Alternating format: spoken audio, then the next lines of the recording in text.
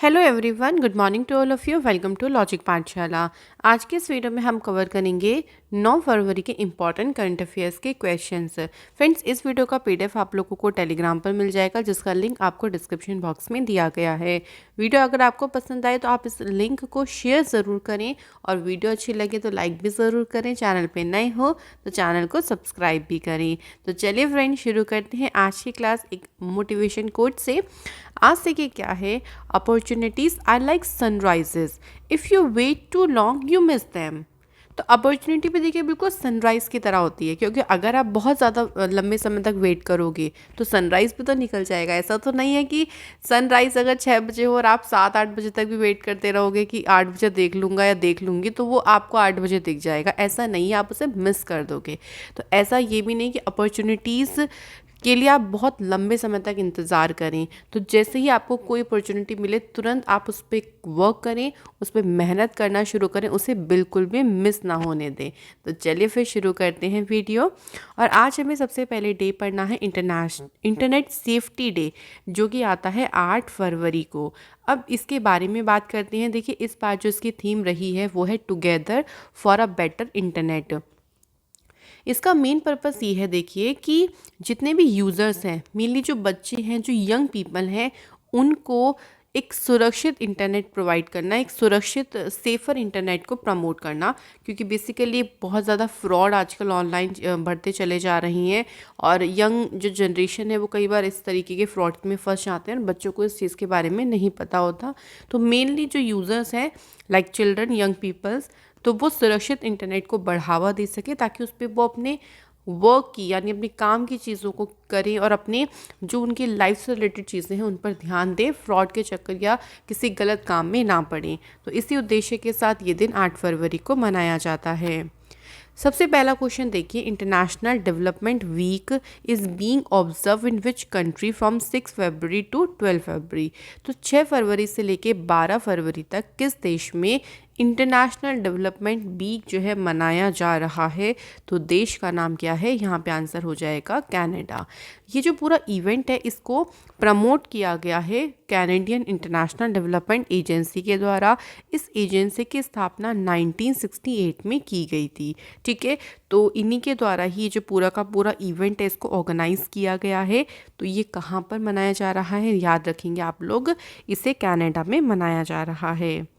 अगले क्वेश्चन पे बढ़ते हैं। Researchers of which IIT has developed a cost effective and environment friendly water desalination technique to make sea water drinkable. मैं देखो, सी water जो होता है वो नमका होता है, सॉल्टी वाटर, उसको हम पी नहीं सकते, लेकिन उसको पीने योग्य बनाने के लिए एक ऐसा आप कह लो कि तरीका खोजा है कौन से आईआईटी के रिसर्चर्स ने, और ये जो तरीका है बिल्कुल एनवायरनमेंट फ्रेंडली है और बिल्कुल कॉस्ट इफ़ेक्टिव है।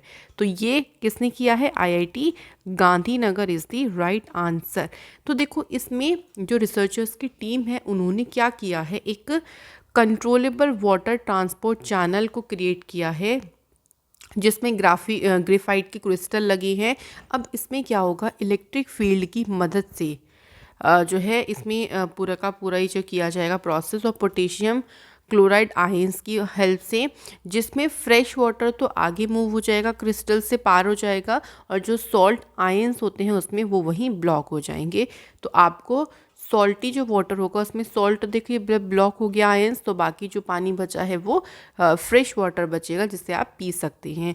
तो इस मेथड से 99% जो सॉल्ट आयंस है या फिर जो और इम्प्योरिटीज़ है वो सारी की सारी इसमें रिमूव हो जाएंगी और जो सी वाटर है वो पीने योग्य बन जाएगा। तो याद रखेंगे, इसे आईआईटी गांधीनगर के रिसर्चर्स ने इस टेक्निक को, जिसे बोला है इकोनॉमिकली सी वाटर डेसलिनेशन टेक्निक, इसको डेवलप किया। इसके बाद है question, who has inaugurated India 2022 India telecom 2022, जो कि एक एक्सक्लूसिव इंटरनेशनल बिजनेस एक्सपो है। बताना है फ्रेंड्स, ये किसके द्वारा इसका उद्घाटन किया गया है? तो राइट आंसर हो जाएगा अश्विनी वैष्णव के द्वारा, जिनके पास मिनिस्ट्री ऑफ कम्युनिकेशन है और इनके पास रेलवे मिनिस्ट्री भी। ध्यान रखेंगे इन दोनों मिनिस्ट्री, तो इनके द्वारा ही इसको इनॉग्रेट किया गया। ये जो पूरा इवेंट है इसको telecom equipment and service export promotion council के द्वारा ऑर्गेनाइज़ किया गया है और ये 8 से लेके 10 फरवरी तक ये पूरा इवेंट चलेगा। और इसमें 45 कंट्री से भी ज़्यादा जो बायर्स हैं उन्होंने इस इवेंट को अटेंड किया है। और इसमें कॉन्फ्रेंस के अलावा 40 से ज़्यादा इंडियन टेलीकॉम कंपनीज़ हैं जो कि अपने प्रोडक्ट यहाँ पर शो कर रही हैं, अपनी जो भी उनकी कैपेबिलिटीज़ हैं वो इस एग्जीबिशन में शोकेस कर रही हैं। तो याद रखेंगे, इस पूरे के पूरे को इनॉग्रेट किया है अश्विनी वैष्णव ने। इसके बाद है question, who has launched a hackathon जिसका नाम है पावरथन 2022 फॉर टेक्नोलॉजी ड्राइवन सॉल्यूशन। तो किसके द्वारा जो है ये हैकाथन लॉन्च किया गया है? तो राइट आंसर इज बिल्कुल R.K. Singh is the correct answer. तो याद रखेंगे R.K. सिंह के द्वारा ही इसको शुरू किया गया है। अच्छा, यहाँ पे अगर हम बात करें, बाकी आपको मिनिस्टर्स के नाम दिख रहे होंगे जैसे मनसुख मांडव्य जी। तो इनके पास एक कौन सी मिनिस्ट्री, एक तो इनके पास हेल्थ मिनिस्ट्री है और इनके पास केमिकल एंड फर्टिलाइज़र मिनिस्ट्री भी है। नेक्स्ट नेम है प्रहलाद जोशी। तो जो प्रहलाद जोशी हैं ये यूनियन मिनिस्टर हैं पार्लियामेंट अफेयर्स के, और ये कोल एंड माइन जो मिनिस्ट्री है वो भी इनके पास है, प्रहलाद जोशी के पास। तो याद रखेंगे, मिनिस्ट्री से भी डायरेक्टली क्वेश्चन आपका पूछ लेते हैं एग्ज़ाम में। अब ये क्या काम करेगा, देखो ये हेल्प करेगा find technology driven solutions to solve the complex problem in power distribution and to ensure quality and reliable power supply. तो जितनी भी बिजली डिस्ट्रीब्यूशन में जो भी समस्याएं आती हैं उनको सॉल्व करने और वहाँ पे क्वालिटी और रिलायबल पावर सप्लाई को सुनिश्चित करने के लिए एक सल्यूशन है ये, और उस सल्यूशन को ही फाइंड करने में ये हेल्प करेगा। इसको रिवैम्प्ड डिस्ट्रीब्यूशन सेक्टर स्कीम के तहत लॉन्च किया गया है। तो ये भी ध्यान रखेंगे किसने किया है, R.K. सिंह ने किया। कुछ मैं आपको और न्यूज़ हैं जो कि रिवाइज़ करा देती हूँ, जैसे कि प्राइम मिनिस्टर मोदी जी ने हाल ही में पंडित जसराज कल्चरल फाउंडेशन को लॉन्च किया। इसके अलावा प्राइम मिनिस्टर मोदी जी ने काशी विश्वनाथ धाम प्रोजेक्ट को काशी में इनॉग्रेट किया। नीति आयोग के द्वारा ई सवारी इंडिया ई बस कोएलिशन को लॉन्च किया गया। एयर जो ऑल इंडिया रेडियो है ना, उन्होंने एक यूथ प्रोग्राम शुरू किया और उसका नाम रखा है air NXT। Prime minister Modi ji ने फाउंडेशन स्टोन रखा है इंटरनेशनल एयरपोर्ट एट जेवार, जो कि कहाँ पे, उत्तर प्रदेश में इसकी आधारशिला रखी गई है। तो ये कुछ इंपॉर्टेंट अदर न्यूज़ हैं जो कि आपको याद रखना ज़रूरी भी है। और इस तरीके से करंट अफेयर्स अब बहुत ईजिली, जो पुराना करंट अफेयर्स है ना वो भी आप डेफिनेटली भूलोगे नहीं अगर आप ये रिवीजन पार्ट भी करते चलोगे। अगला क्वेश्चन देखिए, the ASEAN India high level virtual conference on renewable energy, इसे ऑर्गेनाइज किया है मिनिस्ट्री ऑफ एक्सटर्नल अफेयर्स, और दूसरी कौन सी मिनिस्ट्री है? तो दो मिनिस्ट्री के द्वारा इस जो ये कॉन्फ्रेंस है इसको ऑर्गेनाइज किया गया है। तो सेकंड का नाम है ministry of new and renewable energy, और मिनिस्ट्री ऑफ एक्सटर्नल अफेयर ने मिलकर इसे लॉन्च किया। ये जो कॉन्फ्रेंस है देखिए, ये 2 दिन तक चली, जिसमें फोकस किया गया है on the theme experience and innovation for integrated renewables market. और वहीं बात करें अगर हम power and new renewable energy के मिनिस्टर कौन है, तो R.K. सिंह मिनिस्टर है, जिन्होंने एक की नोट, यानी इसमें एक जो है एक तरीके से कहते हैं ना संबोधित भी किया है, एक की नोट उन्होंने यहाँ पे डिलीवर किया। इसके तहत बात आती है एशियान देशों की। तो एशियान की फुल फॉर्म ध्यान रखेंगे, association of south east Asian nations. 8 अगस्त 1967 में बैंकॉक थाईलैंड में इसकी स्थापना हुई और इसका जो हेडक्वार्टर है वो है जकार्ता इंडोनेशिया में। आप यहाँ इसके मेंबर्स देख सकते हैं, Brunei, Cambodia, Indonesia, Laos, Malaysia, Myanmar, Philippines, Singapore, Thailand, Vietnam. तो ये सभी मेंबर्स हैं एशियान उसके ग्रुप के। अगला क्वेश्चन है देखिए, who has become Asia's richest person. Question important रहेगा देखिए, और ये जो रिचेस्ट पर्सन है ना, ये इनके रैंकिंग्स भी चेंज होती रहती हैं, तो आप लोग इसको अपडेट करके ज़रूर जाएं एग्ज़ाम से पहले। तो इस टाइम पे जो एशिया के सबसे रिचेस्ट पर्सन बन गए हैं उनका नाम है गौतम अडानी, और गौतम अडानी ने मुकेश अंबानी को ओवरटेक करके बन गए हैं ये एशिया के सबसे अमीर पर्सन। इनकी नेटवर्थ है $88.5 billion according to Bloomberg billionaires के अकॉर्डिंग। वहीं मुकेश अंबानी की बात करते हैं तो इनकी है नेटवर्थ इस टाइम पे $87.9 बिलियन। ठीक है। तो ये आप लोगों से नेटवर्थ तो नहीं पूछेंगे एग्जाम में कि भाई नेटवर्थ बताओ, लेकिन पूछ सकते हैं कि अच्छा किसके ओवरटेक किया है, तो मुकेश अंबानी को ओवरटेक करके ये पहले स्थान पर आ गए। इस तरीके से आपको ध्यान रखना है। इसके बाद नेक्स्ट क्वेश्चन देखिए, Praveen Kumar Sobti passed away recently, he was popular for essaying which role in B.R. Chopra's Mahabharat. देखिए अभी इनका हाल ही में निधन हुआ है। क्वेश्चन में पूछा गया है कि महाभारत में इन्होंने किस भूमिका को निभाने के लिए बहुत ज़्यादा फेमस थे। आप यहाँ फोटो से तो ज़रूर पहचान लोगे इन्हें।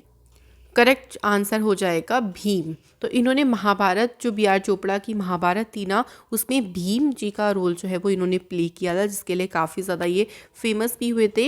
ये अभी हाल ही में कार्डियक अरेस्ट से सफ़र कर रहे थे काफ़ी ज़्यादा, और ये उनको प्रॉब्लम बहुत टाइम पहले से थी। इसके बारे में उनके रिलेटिव्स के द्वारा इन्फॉर्म भी किया गया।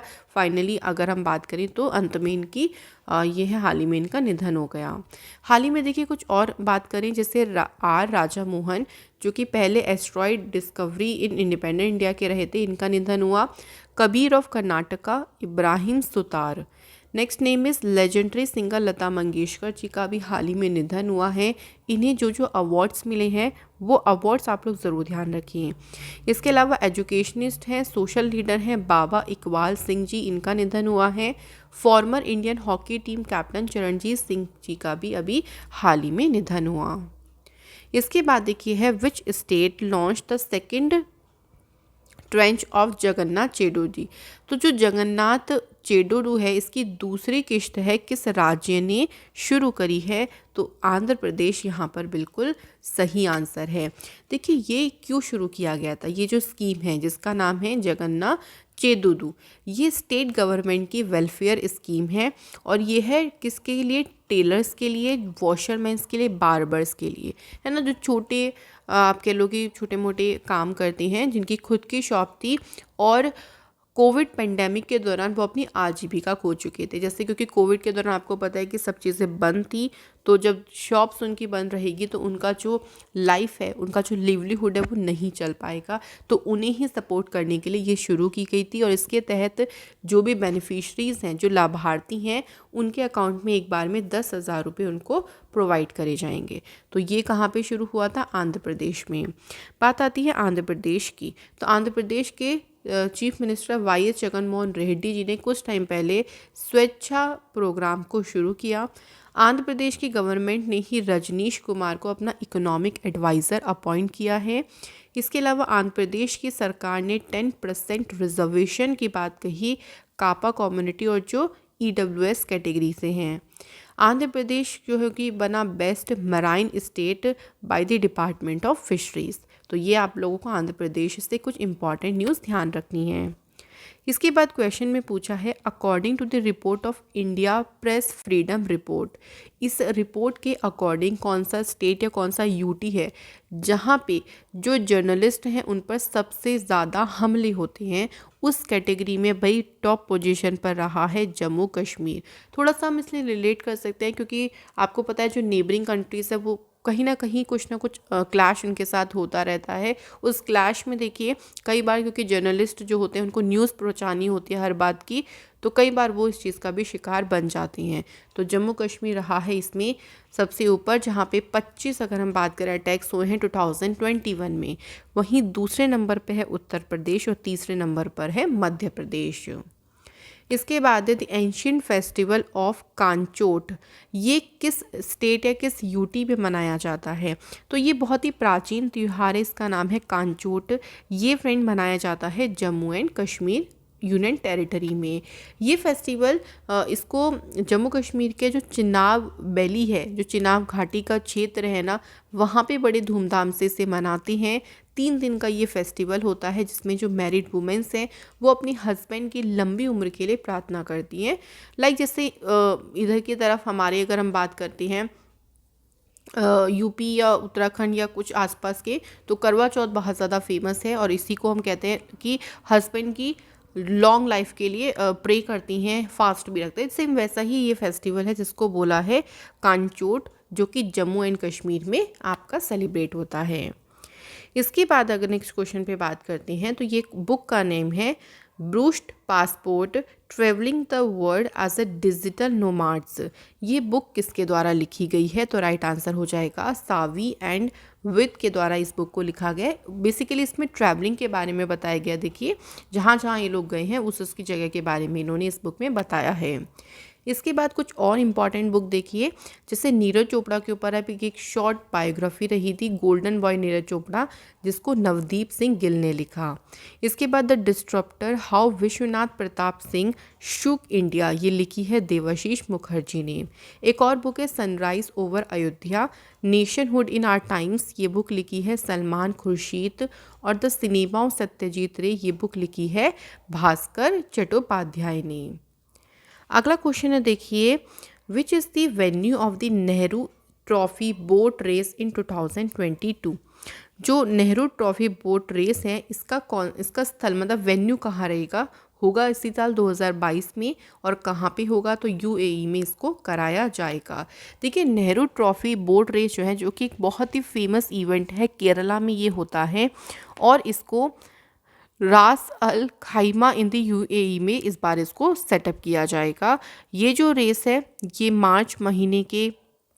जब मार्च महीना होता है तब ये शुरू होती है, और इसमें पार्टनरशिप की गई है इस बार इंटरनेशनल मराइन स्पोर्ट्स क्लब रास अल खाइमा की, तो ये आपको ध्यान रखना है। और इसका नाम नेहरू ट्रॉफी बोट रेस क्यों पड़ा? तो जब जवाहरलाल नेहरू जी केरला विजिट गए थे बोट रेस के लिए 1952, उसके बाद से इसका नाम हो गया है नेहरू ट्रॉफी बोट रेस। कुछ और इम्पॉर्टेंट स्पोर्ट्स करंट अफेयर्स को रिवाइज करते हैं। तो सबसे पहला देखिए, अफ्रीकन जो कप ऑफ नेशन हुआ, तो पहली बार सेनेगल जो है वो उसने इजिप्ट को हराया है, और ये जो टाइटल है वो अपने नाम किया। सेकंड क्वेश्चन है, चाइना ने अभी हाल ही में देखिए AFC women's Asia cup India 2022 ये फुटबॉल टूर्नामेंट जो है इसको जीता है। अगला है अलेक्जेंडर ज़्वेरेव, इन्होंने वियना ओपन 2021 का टाइटल जीता। नेक्स्ट है मित्रभा गुहा, ये इंडिया के 72 नंबर के ग्रैंड मास्टर रहे। वहीं 71 नंबर के ग्रैंड मास्टर कौन रहे? संकल्प गुप्ता। अगला है यूनाइटेड स्टेट्स जो ग्रैंड प्रिक्स हुई है उसमें रेड बुल के रेसर मैक्स वर्स्टपेन की जीत हुई थी। तो ये कुछ इंपॉर्टेंट स्पोर्ट्स करंट अफेयर्स है, इसको ज़रूर याद रखिएगा। चलिए अगला क्वेश्चन देखिए, the BCCI plans to launch women's IPL by which year, तो BCCI के द्वारा ये प्लान किया गया है कि वुमेंस IPL को भी शुरू किया जाए, और इसको शुरू करने की घोषणा किस वर्ष के लिए की गई है? तो अभी ऐसा कहा जा रहा है 2023 में BCCI इसको शुरू कर देगा। अब देखिए IPL की बात आती है, तो चलिए IPL 2021 के बारे में कुछ डिस्कस करते हैं। तो 2021 का ये जो टाइटल था वो जीता चेन्नई सुपर किंग ने, जिसमें रनर अप टीम रही Kolkata night Riders. Orange cap जो है इसमें रही गई किसको मिली? ऋतुराज गायकवाड़ को। और पर्पल कैप किसे मिली है? हर्षल पटेल को पर्पल कैप मिली। सबसे ज़्यादा 50s IPL 2021 में किसके नाम है? KL राहुल। और सबसे ज़्यादा 6 किसने मारे हैं? वो भी KL राहुल, 36 इन्होंने हिट किए। इसके अलावा सबसे ज़्यादा बाउंड्रीज यानी 4 रन्स किसने हिट किए हैं? ऋतुराज गायकवाड़, जो कि 64 जो है वो इन्होंने चौके लगाए पूरे IPL में। और IPL का सबसे ज़्यादा IPL के टाइटल किसने जीते हैं? तो वो है मुंबई इंडियंस। तो फ्रेंड्स ये थे हमारे सभी important questions. Now revision time शुरू होता है। सबसे पहला है कि कौन सा देश कोविड-19 के खिलाफ DNA वैक्सीन लगाने वाला दुनिया का पहला देश बन गया है? तो राइट आंसर हो जाएगा India is the correct answer. इसके बाद है नई दिल्ली में इंटेंसिफाइड मिशन इंद्रधनुष 4.0, ये किसने लॉन्च किया है? तो फ्रेंड्स मनसुख मांडविया जी ने इसे लॉन्च किया। इसके बाद है स्वराजबिलिटी का जो वीटा वर्जन है इसे लॉन्च किसके द्वारा किया है? IIT हैदराबाद के द्वारा। अगला क्वेश्चन है, हु अमंग द फॉलोइंग जिसने innovations in public administration programme को इनॉग्रेट किया है? तो डॉक्टर जितेंद्र सिंह के द्वारा इस प्रोग्राम का उद्घाटन किया गया। इसके बाद है सौरव गांगुली ने दुनिया के तीसरे सबसे बड़े स्टेडियम की आधारशिला रखी है, कौन से शहर में? तो ये जयपुर में रखी गई है। और ये जो नया स्टेडियम बनेगा इसमें 75,000 स्पेक्टेटर्स जो हैं उनकी कैपेसिटी रहेगी। और अगर हम सबसे बड़ा बात करते हैं तो सबसे बड़ा जो इस टाइम पे स्टेडियम है उसका नाम है नरेंद्र मोदी स्टेडियम, जिसको पहले मोतेरा स्टेडियम के नाम से भी जानते थे, तो ये आपको ध्यान रखना है।